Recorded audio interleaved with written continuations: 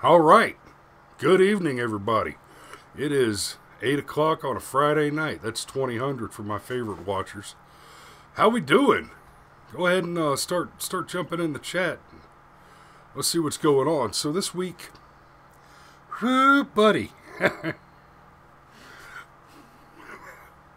Okay. So there was another hurricane. Hurricane Florence struck the coast. 30 inches of rain in some places, which is it's insane. It's absolute madness. I'm just southeast of Atlanta. Down here it was unseasonably hot. Which big deal. Oh, did I say Friday? I'm sorry, baby. It's Sunday. We used to do the show on Fridays, but anyway. So yeah, down here it was hot this weekend, and we got just a little bit of rain. And guys, I hate it for you. And thoughts and prayers. But what happened? Looters happened. Y'all stay home or evacuate.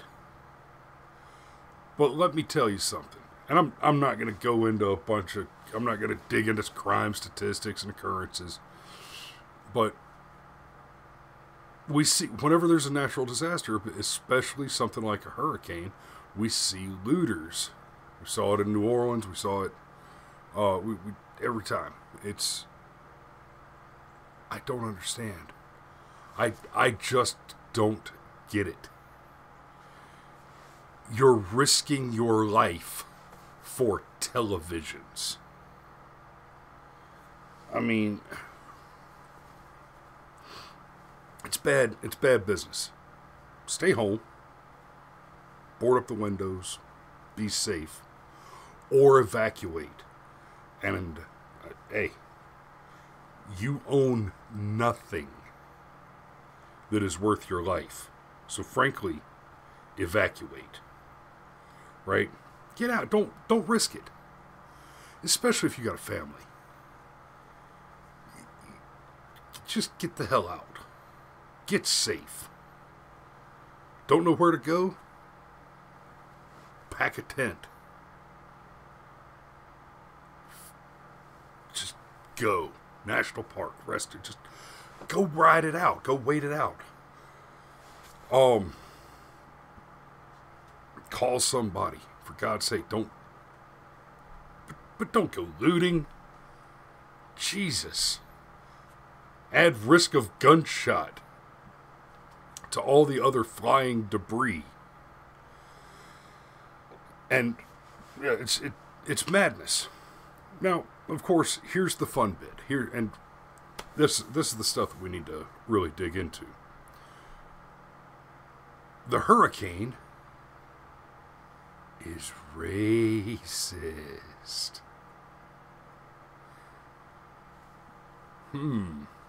So, we've seen this report now, that says that there were some 3,000 people who died in the two hurricanes that struck Puerto Rico.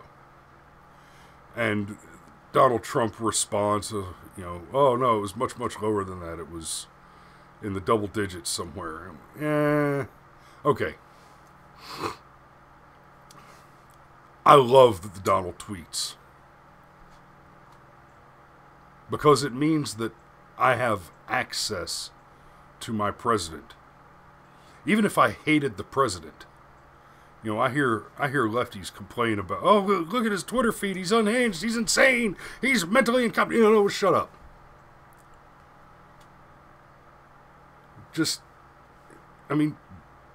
Obama was a con artist. Bush was a leftist.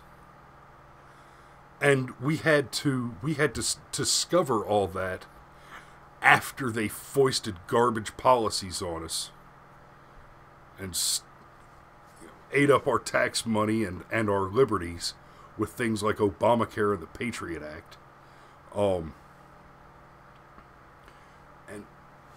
But the Donald, he tells us what he's thinking. Even when it's weird, even when it's wrong, he tells us what he's thinking. That level of access, that level of connection, that level of clarity and transparency has not been available to us from the president ever. As individual citizens, at best, from any president prior to Donald Trump, we could hope for a mediated narrative. Even when we got live speeches from the presidents, even once the inception of media like television and radio, even once we started getting live broadcasts with the president speaking to the people, all of that was scripted and mediated and carefully censored. Donald Trump's unfettered access to Twitter and the unfettered access of the people to the president through Twitter is, in my opinion, one of the reasons, other than just clear and blatant election tampering, it is one of the reasons that your Googles and Twitter and Facebook are so very actively engaged right now in actual censorship, in pure, good old-fashioned KGB style narrative manipulation and straight up censorship. So, my peoples, my proud ethnic Kekistanis,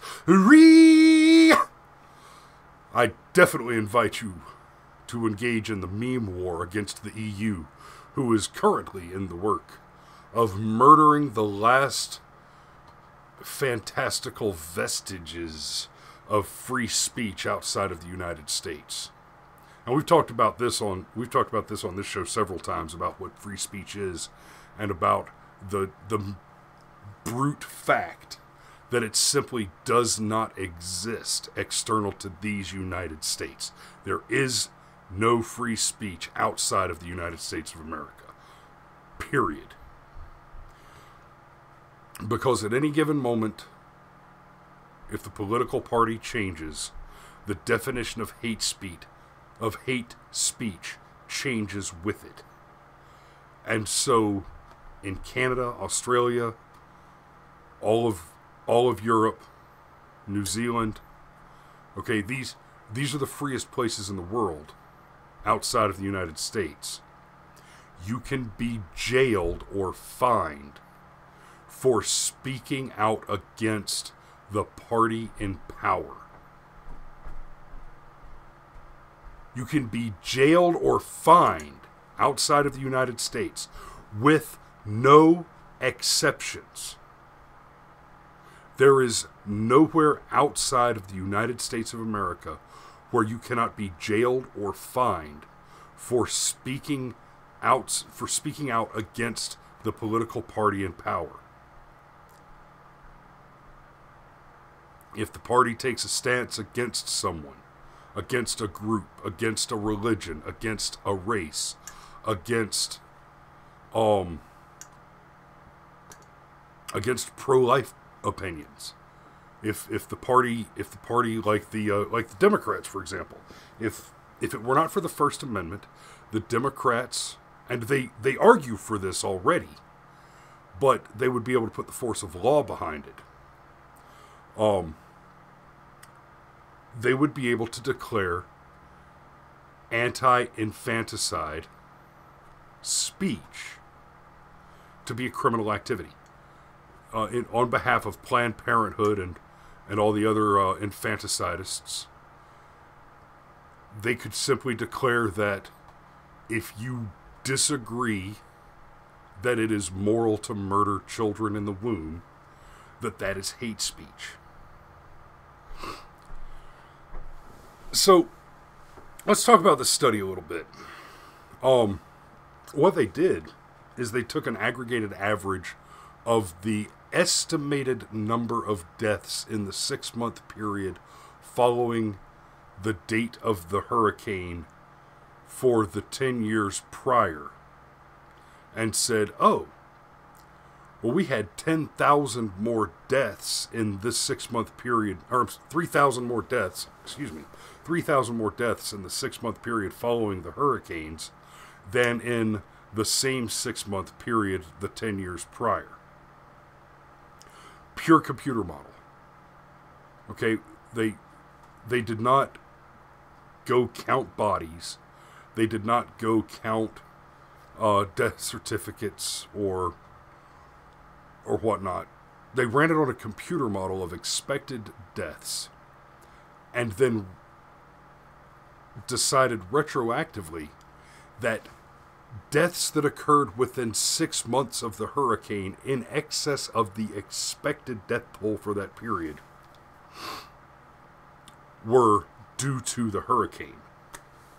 So, I've heard some of the pundits, obviously the lefties are just beating Donald Trump up because he's personally responsible, of course, for each and every single one of those deaths because he so badly botched the response to Puerto Rico. Interestingly, though, and I'm sure there's some comparisons in left-wing memes which are mostly irrelevant because we all know the left can't meme.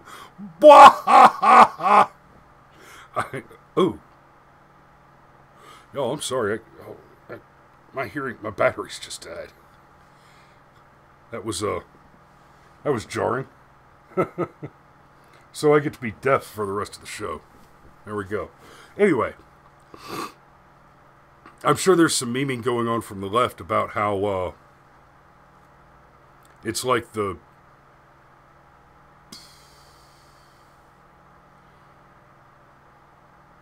the hearing aids dying was definitely jarring enough that I completely lost my train of thought.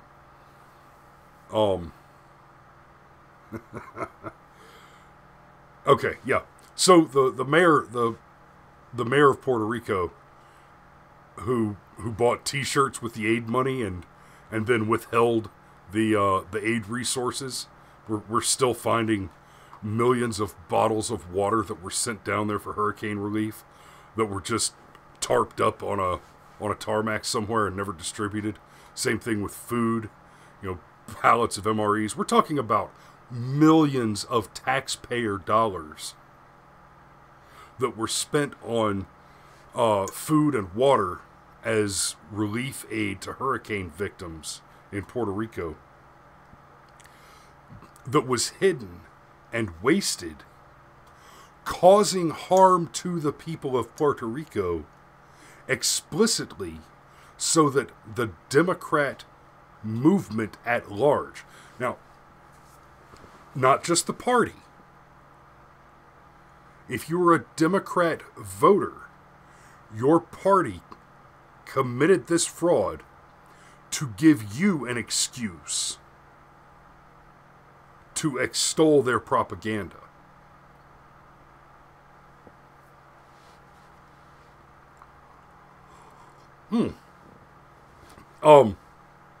Rod in the comments says the Puerto Rican warlords are no different than those in Afghanistan. That's not true. The warlords in Afghanistan will tell you exactly what they're up to. They don't have to fake it. The warlords in Puerto Rico are Democrats. And so they will smile and shake your hand while they pick your pocket and murder your posterity. And this is what the Democrat machine has been since its inception. I'm not gonna relitigate the PragerU videos on the party switch and when it did or did not happen. But for all, I will say this, for all of y'all that think that the party's just suddenly flip-flopped by fiat at some point in the 20s or the 60s or somewhat, I will remind you, it was William Jefferson Clinton that signed the Defense of Marriage Act and the Don't Ask, Don't Tell Act. And he ran on those. This wasn't just, oh, well, a Republican Congress pushed that through and he just had no. He ran on an anti-gay platform, just like Hillary and Obama in 2008. So your whole party switch thing? No. The Democrats and the Republicans only started putting up with the whole gay marriage thing around 2012. And that's I've done lots of bits on that, and my opinion that the government never had any business involved in marriage to begin with. That's a whole nother thing. Just the point being that the party switch is not something that occurred. It is a lie that is told so that Democrats can keep pretending like everybody they hate is racist or Hitler or sexist or whatever. It's... And so who else got added to the list of racists? The Dalai Lama! That's right, ladies and gentlemen, the Dalai Lama is the new face of racism. He is the new chairman of white supremacy. Because the Dalai Lama earlier this week had the gall, the unmitigated temerity even, to say that Europe belongs to the Europeans and that the refugees have a responsibility to go back to their country and rebuild. And all of that information that I just gave you is essentially the extent to which the commentary has been reported. The articles that are being written about the Dalai Lama's comments, it's earlier this week, babe. Just I don't know what day it was exactly. I'm going off the cuff here. I don't have a teleprompter. Anyway, but basically the reporting on it says that he said basically those two things. Europe belongs to the Europeans, and the refugees need to go home. What he said, he did make the statement, Europe belongs to the Europeans.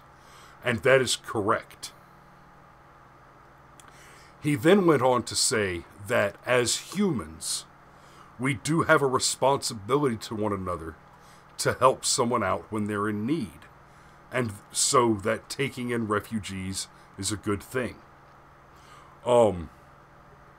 I don't entirely disagree with that, but I do not accept it categorically. But that's because I'm largely certain that a majority of the so-called refugees that are streaming into Europe now, a lot of my favorite pundits keep referring to them as economic migrants.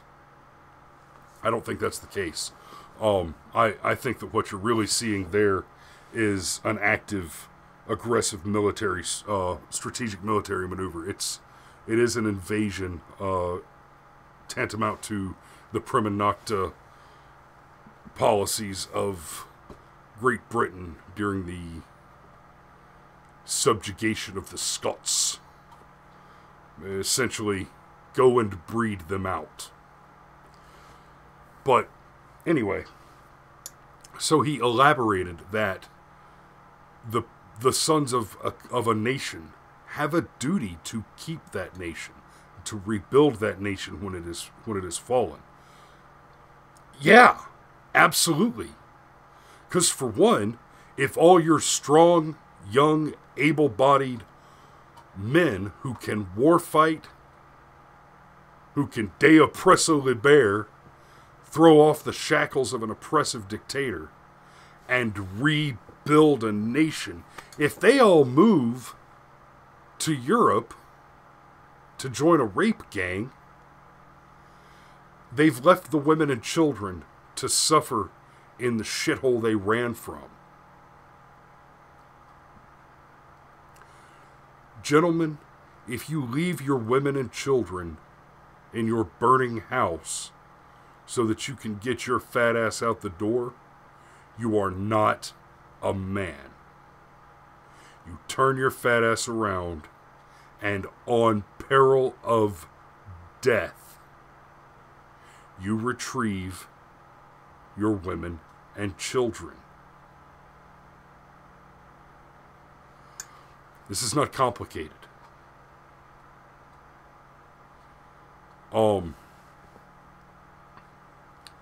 Let me take a quick look at these comments and see what we've got going on.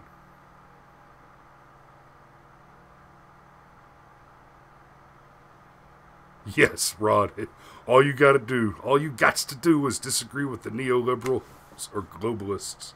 You become a racist. That is true.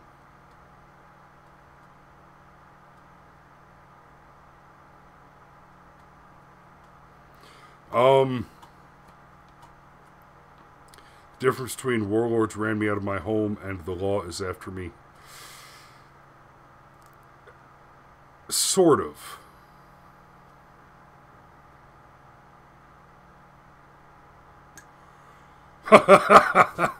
My wife has commented I'd go back in after you. Baby, I'm huge. Grab the kids. Let me cook. I'll keep crawling. Don't come back for me. If I can't get through one door, I'll make another one. It'll be okay. Get the kids and get out. I got this. So yeah, the Dalai Lama, the ultimate Buddhist. So here's the thing. The Dalai Lama is himself a refugee. He has been living in India as a refugee for a very long time, for most of his life, precisely because of war-torn conditions in his home country. And that's so. Some of the criticism has been that he needs to go back and rebuild his home, and that's not an unreasonable criticism. But there's a big difference between an individual refugee who's a very high-profile person, like the Dalai Lama, and large swaths, like population replacement level swaths of illicit migrants flooding over the border to consume your welfare state. We have not taken in the immigrants, the refugees, to the extent that the Europeans have. And we have also not seen the drastic spikes in rape gangs and violent crime amongst youth gangs that they have seen in Europe. It just hasn't happened. And that's a good thing. Not having rape gangs is a good thing.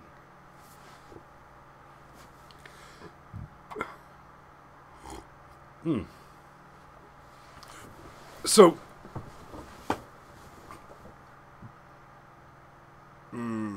Chinese have re-education camp waiting for them. I think I may run a little short on you this week, guys, because I really just, I don't have much else to say about it. You can't convince me, you just cannot convince me that the Dalai Lama is suddenly, I mean, some of these newspapers, and I'm not going to name any of them in particular, but because I can't remember which accusations were made by CNN and which were made by MSNBC, and I don't want to misattribute specific accusations to specific publications, but amid the accusations made by, I'm not talking about any little side hustle, nothing as tiny as this YouTube channel. The big boys are making accusations like the long-time CIA-controlled Dalai Lama is now the new spokesperson for white power. Say what? I'm serious. It's a heart attack. That this is an accusation that's being made. That the Dalai Lama is a CIA asset, and that as such, he is the spokesperson for white power. Because he said that men have a responsibility to return to the countries from which they are refuged and rebuild those countries, because they are their countries and their responsibilities. And that statement is racist. That's white power, white privilege, whatever. We are talking about the Dalai Lama, right? He's not exactly a wrench-turning Bubba. So, I mean, just more and more and more. I'm just losing, not my patience. I'm losing my capacity to extend the benefit of intellectual doubt to the left wing. I mean, they are insane.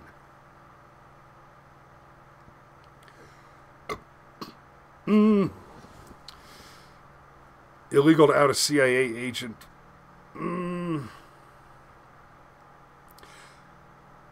As a question, depending on your status as a citizen versus a public servant versus a cleared person with the appropriate NDAs, Rod, that's kind of a tangled ball of worms to try to untie right now.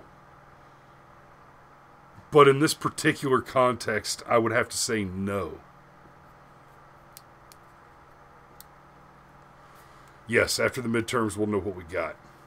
So I'm going to wrap it up.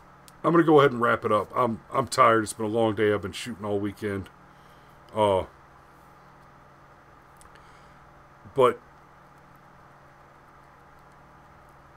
just bear in mind, the midterm election is in 6 weeks, 7 weeks. 6 or 7 weeks. The censorship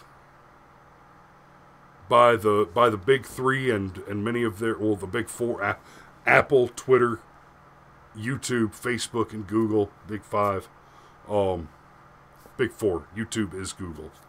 The censorship that's going on, the deplatforming of targeted conservative voices, we're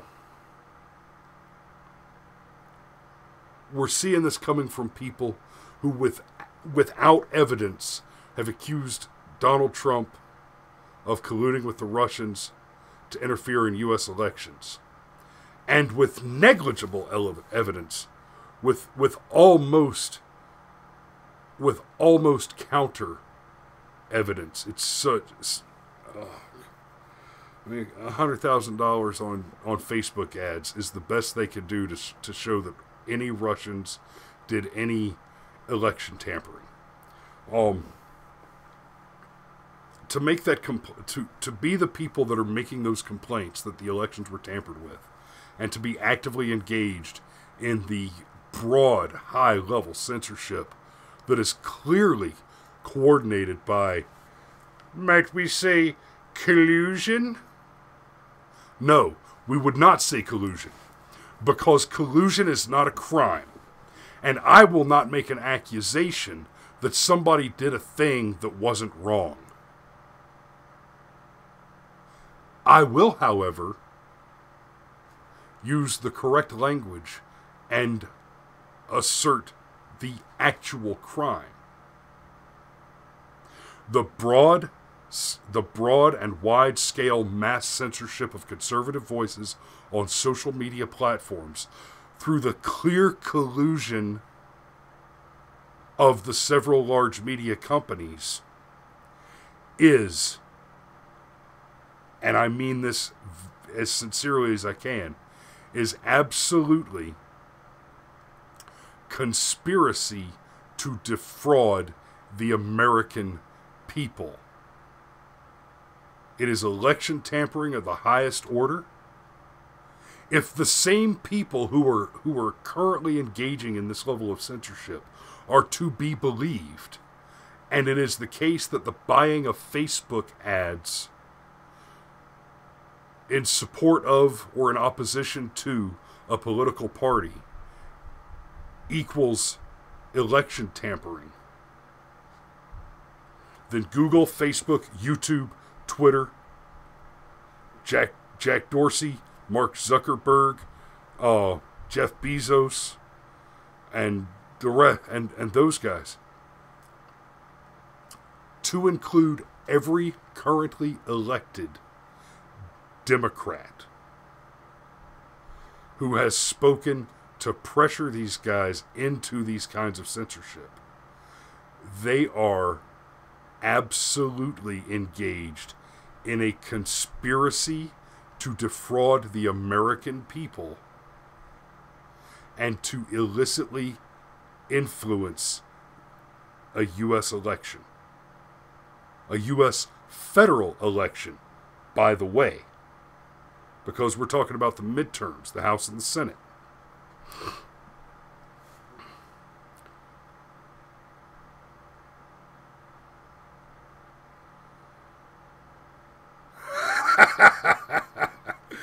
Damn, woman. Y'all should be reading the comments too, because they're funny. But those are my closing thoughts for the night. The big tech companies, the whole Silicon Valley syndicate, is essentially engaged in election fraud, in vote tampering, and we need to start treating them as such. So I'm going to put a pin in it right there. I'll see you guys next week on Sunday at 8 o'clock. And I appreciate y'all watching. I love you. We still need you. Appreciate your support. Please share these videos. Share them on Facebook, Twitter, wherever you can share them. Share. I mean, hit the like, hit the subscribe. But you guys, I know you already do, and I appreciate that. Share it. Talk to your friends. Tell them to watch this video. Tell them to get involved in the live chat on Sunday nights. Tell them that politics is local, that the enemy is coming for you, and if you are not engaged, you are surrendering your liberty to the ever-encroaching tyranny. Enlighten them. Spread the word, spread the brush fire of truth. The truth should matter. And I'm happy to engage arguments if what I say is not correctly the truth. I will not say it if I do not believe it to be true.